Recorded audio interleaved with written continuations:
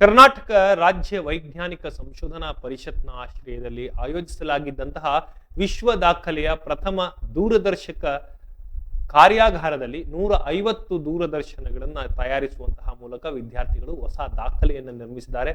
ಈ ಕಾರ್ಯಕ್ರಮಕ್ಕೆ ರಾಷ್ಟ್ರಪತಿಗಳು ಬಂದಿದ್ರು. ಕಾರ್ಯಾಲಯವು 1ನೇ ತಾರೀಕು ನಡೆದಿದ್ದು ಆಗಸ್ಟ್ 1, 2025ರಿಂದ 9ನೇ ತಾರೀಕುವರೆಗೂ ನಡೆಯುತ್ತೆ. 2025ರವರೆಗೆ ಮೈಸೂರಿನ ಶ್ರೀ ಗೋಕುಲ ವಿದ್ಯಾಸಂಸ್ಥೆಯಲ್ಲಿ ನಡೆಯಿತು. ಕಾರ್ಯಾಗಾರದಲ್ಲಿ ರಾಜ್ಯದ ವಿವಿಧ ಜಿಲ್ಲೆಗಳಿಂದ ಆಗಮಿಸಿದ್ದಂತಹ ವಿದ್ಯಾರ್ಥಿಗಳು ಭಾಗವಹಿಸಿದ್ರು. ಕಾರ್ಯಾಗಾರದಲ್ಲಿ ಮೈಸೂರಿನ ಶ್ರೀ ಗೋಕುಲ ವಿದ್ಯಾಸಂಸ್ಥೆಯ 8ನೇ ತರಗತಿ ವಿದ್ಯಾರ್ಥಿ ಪಾಲಾಕ್ಷ ರಾಜ್ ಎನ್ ಅವರು ಭಾಗವಹಿಸಿ 9 ದಿನಗಳ ಕಾಲ ತರಬೇತಿ ಪಡೆದು ದೂರದರ್ಶಕವನ್ನ ತಯಾರಿಸಿದ್ರು.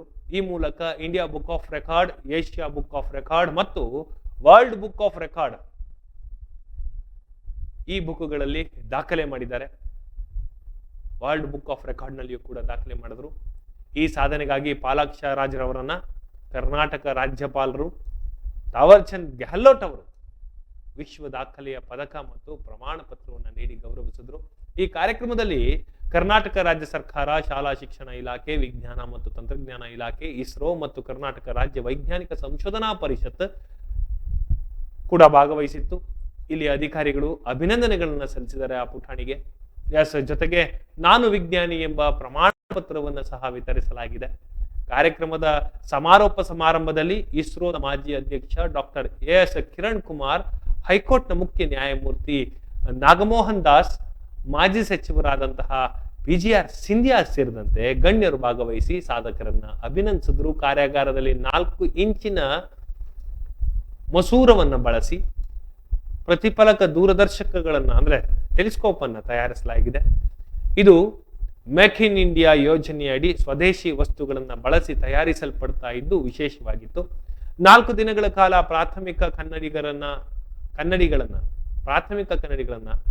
ತಯಾರಿಸಿ 4 ದಿನಗಳ ಕಾಲ ಪ್ರಾಥಮಿಕ ಕನ್ನಡಿಗಳನ್ನು ತಯಾರಿಸಿ ರುಬ್ಬುವಿಕೆ ಮತ್ತು ಮರುಗು ನೀಡುವಂತಹ ಪ್ರಕ್ರಿಯೆಯಲ್ಲಿ ಇಲ್ಲಿ ಹೇಳಿಕೊಡಲಾಯಿತು, ನಡೆಸಲಾಯಿತು. ಆಪ್ಟಿಕಲ್ ಗ್ಲಾಸ್, ದೂರದರ್ಶಕದ ಕೊಳವೆ, ಕನ್ನಡಿ ಹಿಡಿಕೆ,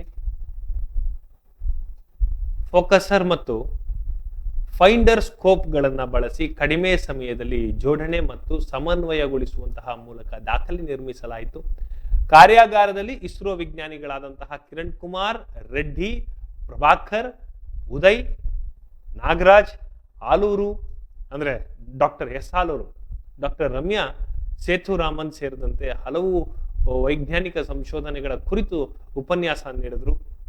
ಭಾರತ್ ಡೋಮ್ ಇನೋವೇಷನ್ ನ ನಿರ್ದೇಶಕರಾಗಿರುವಂತಹ ಸತೀಶ್ ಮತ್ತು ಆರ್ಯಭಟ ಮೊಬೈಲ್ ಪ್ಲಾನೆಟೋರಿಯಂನ ನಿರ್ದೇಶಕರಾದಂತಹ ಲಕ್ಷ್ಮೀಪತಿ ಆರ್ ಅವರು ಕೂಡ ಕಾರ್ಯಾಗಾರವನ್ನ ಯಶಸ್ವಿಯಾಗಿ ನಡೆಸಿಕೊಟ್ರು.